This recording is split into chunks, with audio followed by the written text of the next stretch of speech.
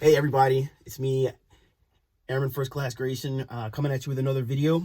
So, let's get right into it. I'm going to tell you guys all about 410X1, Aerospace Medical Technician. So, we're going to get into tech school and kind of tips and tricks that'll help you out, and more about what this job rating is.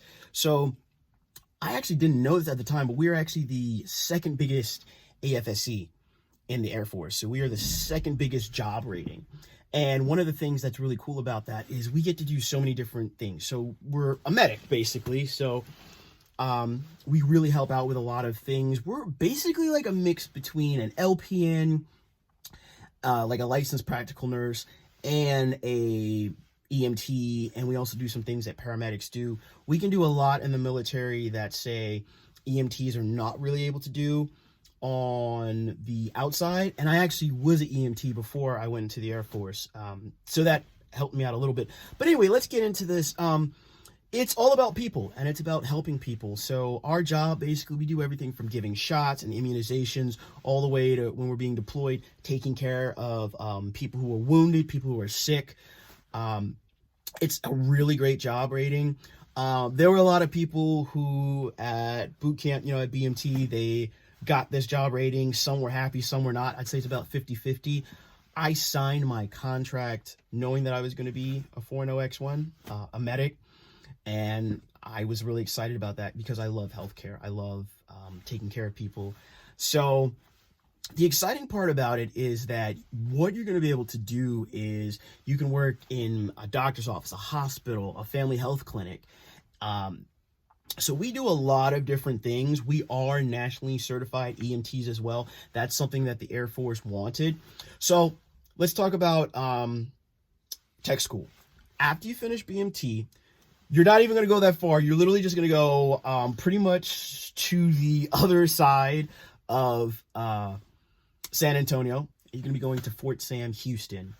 It's a pretty big base, and it's a joint base. So you're going to have Navy and Army there. Basically, their presence is really big on the base. The Air Force is just kind of little. There's maybe 800-900 of us, for the Army and the Navy. There's thousands and thousands. So we have basically this one big dorm building, and we have our PT pad in the back. And that's about it. But still, it's actually a really great experience. It used to be that the Navy Corpsmen, that's their version of medics, and us, the Aerospace Medical Technicians, we actually used to take integrated classes together. Unfortunately, that's no longer a thing, but I did make friends with, especially with the Navy guys, because they were their dorms are right next to us. So the cool thing is that, you get on the bus when you're done in BMT, and you basically just get bussed to the other side of San Antonio, and I was so happy. When you first get there, you get briefed, you get assigned your roommate. You might have one or two roommates, just kind of depends. But the dorms are really nice. You get a desk, you get a bed, and let me tell you, you're going to be doing a lot of studying. That is something that needs to be taken into consideration. In fact, flashcards, but I'll get into that a little later. You are going to be having a lot of classes because you're going to be learning anatomy and physiology. You're going to be learning medical terminology. You're going to be learning a lot of stuff. So I recommend, if let's say that you're in the delayed entry program and you sign your contract, that you're going to be a 410X1, I would suggest studying ahead of time. But if not, if you find out, a lot of people, most people actually, that you're going to be a medic, 2 weeks before you finish boot camp, that's okay too. I'll give you some tips that'll give you a head start, no matter where you are in the process. So you're going to get to Fort Sam, and basically you have that weekend and kind of relax. You can go use vending machines. You can go to the commissary. It's amazing. You're going to feel like a brand new person. For sure. I felt like a brand new person when I was doing it. So the next part that kind of happens is, you start your classes. So it's kind of broken up into basically 3 phases. The first part is when you learn anatomy and physiology. That's like a week and a half. Then you do the EMT portion, and then you do your nursing portion. The EMT portion runs about 7 weeks, and the nursing portion runs about 6 weeks. So altogether, you're going to be at Fort Sam Houston for a while. You're going to be there for about 4.5 months. So the really cool thing about it is that there's actually a lot to do in San Antonio. I personally didn't get to really experience all of that stuff because I went through tech school during COVID, during, COVID-19, the pandemic. But if you're going there during normal times, hopefully the vaccines are going out and stuff. And, hopefully by the time you get there, you'll be able to go out on the weekends and go to San Antonio. Now, here's the thing. You have to phase up. So when you first get there, you really won't have that many privileges in terms of going off the base, but you can go anywhere on the base. Like you can go to the commissary, especially like after the end of the duty day and whatnot. So in terms of tech school, one of the things that's really cool is that, they give you the tools to learn. Okay. You're usually going to have one instructor who's going to teach you the anatomy and physiology, a different instructor is going to teach you the EMT portion, and then a different instructor is going to teach you the nursing portion. And it's great because they have like simulations, you get to practice. The hands-on labs were what I really enjoyed the most, but it is a lot of book studying. But here's the thing, you can create study groups, flashcards, Quizlet's great. Now, here's a tip. Like I was saying, like if you're already EMT, like I was, if you become nationally certified, and I'll put a link below for that, NREMT, don't just stay on the state level, get nationally certified, and then you can do what's called proficiency advancement. This is a big tip. I saved myself almost 2 months. I became nationally certified before I went because I was in the delayed entry program. So I had like 8 months. I became nationally certified, took that card and that certificate with me, kept it with my important paperwork. And then when I got there, I let my instructor know, and I was able to proficiency advance as soon as I passed anatomy and physiology. Definitely do that if you're able. If you had the chance, do that because it'll save you a lot of time because, all of that studying, I will admit it is challenging. So what happens is there is what's called getting washed back, or, you get washed back twice, means you get sent back a week. That can happen up to 3 times. That means you failed like a module test because the NREMT portion, it's broken up into modules week by week. Okay. So you have to take a test and pass that, then you can go on to the next week. If you get washed back, like basically when you fail your 3rd time, then you get counseled and you probably are going to get recycled. And that means you're going to be taken out of 4.0x1 and put into a different job rating. So I do know a couple people who that happened to. It's not the worst thing in the world, but you want to try to prevent that. So that's why, let me tell you, you want to be studying every single day. You also want to make sure you're taking good notes, and you want to test yourself. You want to test yourself a lot. Flashcards are the best way to do that. I prefer physical flashcards. And me and my roommates, we would test each other. We would quiz each other. That type of learning is really good. If you know what's on the flashcards, you put them in one pile. The stuff that you don't know, you put them in another pile, and you go over and over again. And you also review the stuff that you learned from the day before, the week before. Also, online, there are NREMT practice tests. Because here's the thing. To become NREMT nationally certified, you have to take the academic test, which is computer-based. Then you have to take, it's a multiple choice test. Then you have to take the psychomotor test. There are different stations, and you have to demonstrate, that you can do CPR and all this other stuff, how to use properly a BVM bag. So there's a lot of good, videos that teach you about this stuff. On YouTube as well. So hey, you're on YouTube already, you're watching this. There's a lot of really great tutorials that will help you with that. So it is stressful, but once you get through that, you get to the nursing portion. That's a lot easier. That's mostly hands-on stuff. But here's the thing, you will be getting tested a lot. Just like in BMT, you got tested. Well, hey, in tech school, you're going to get tested. It is known to be the most academically rigorous program, but don't worry, you can do it. You definitely can do it.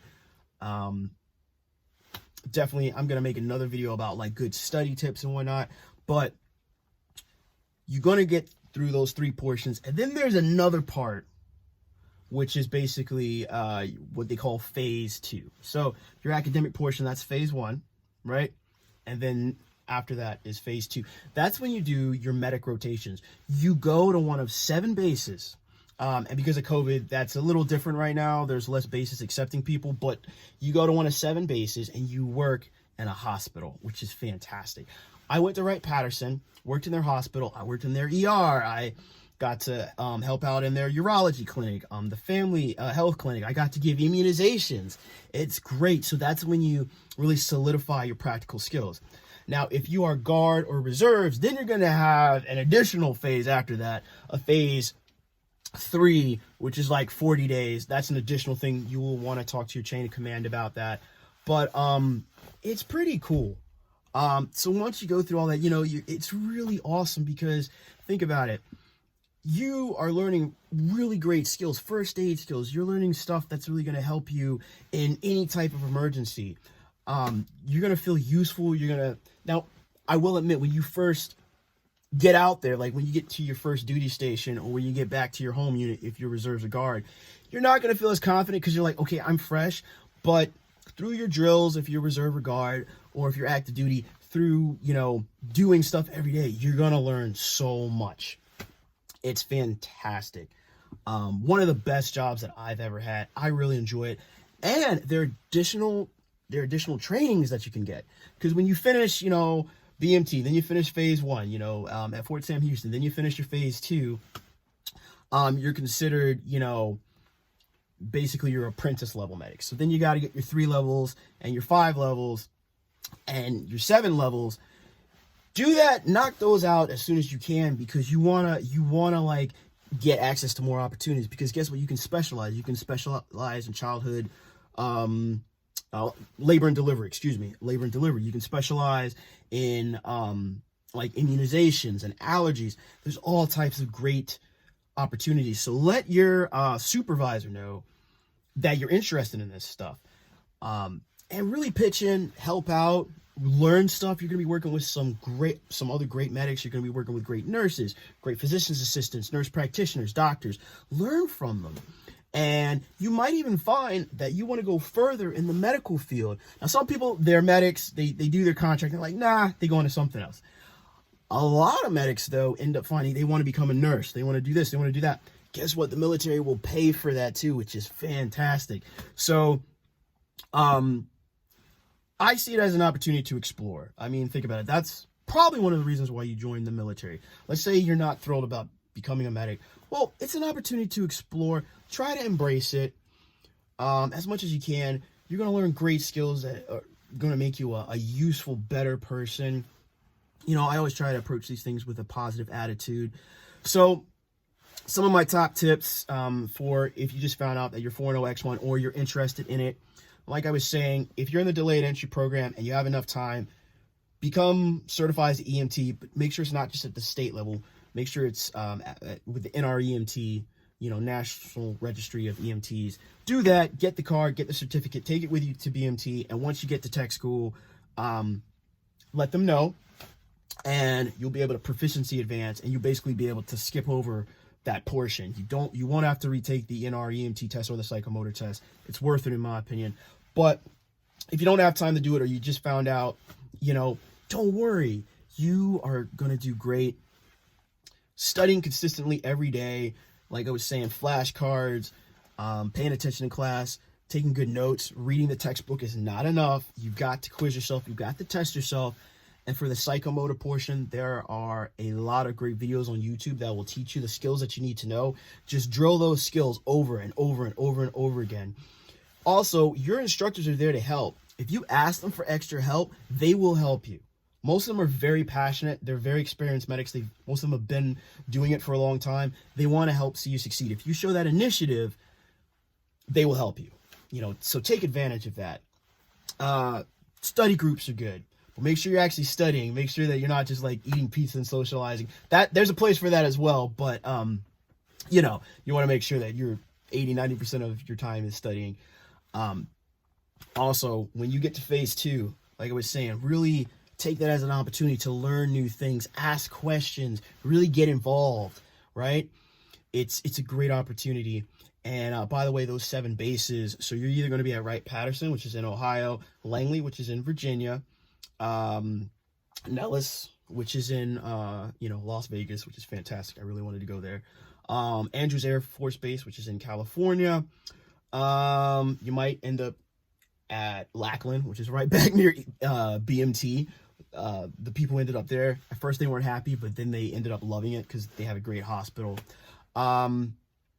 And yeah, so those hospitals, those are the main ones. Also, Eglin down in Florida. And I'll put a whole list in the description for you guys. And you won't really find out until you've gotten into the nursing portion of things. But the nursing portion, that's learning how to like place catheters, that's learning how to properly help people bathe, shower. You're doing so many things as a medic. It's really awesome. You're taking like patient health histories. You're learning all of this cool stuff. So I think it's fantastic. So yeah, listen, I hope this video helps, gives you a bit of a primer introduction into what we medics do. We do so many different things. It's really awesome. Leave a comment down below if you have more questions. I'd be more than happy to help. If you want to know other videos, I love making videos about all the different aspects of Air Force life. So also hit the like button, please. It really helps me out. Share this video with people and also subscribe. I've got a lot of great content coming out, stuff that I wish I would have known before I went in. So anyway, I hope you guys stay safe, and I hope you guys are doing well. And hey, thank you so much for watching. Take care.